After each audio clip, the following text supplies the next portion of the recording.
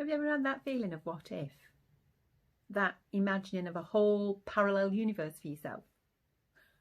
Well, don't get me wrong, I've nothing to moan about. I've had the usual strife, but good things too. Good health, a roof over my head, a family, an average life. But it's like a pinprick to the heart when I ask myself, did I live enough? An average life lived by an average woman? Who wants that eulogy? First funeral I ever went to was my great uncle, who had a fruit and veg stall at Borough Market. The wake was in this pub off Stony Street, and it had this big old wooden bar and smelt of ale and cigars, and there was so much smoke I had to nip outside to get some fresh air. And there he was, like a court jester. Funny sort of court jester, mind, in a pinstripe suit with a Santa hat. He had a glass of champagne in one hand and a bunch of twigs in the other.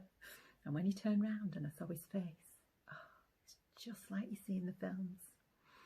Like electricity pulsing through your whole body and you can't breathe. He was so handsome. And he looked me straight in the eyes and he came over and he had me dancing in the street. And when we went back in, they were playing Mistletoe and Wine.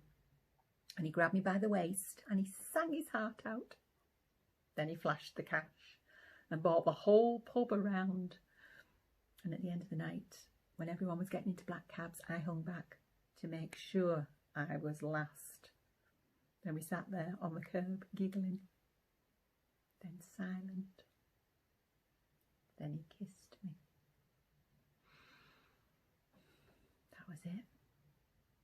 That was the moment. But I left.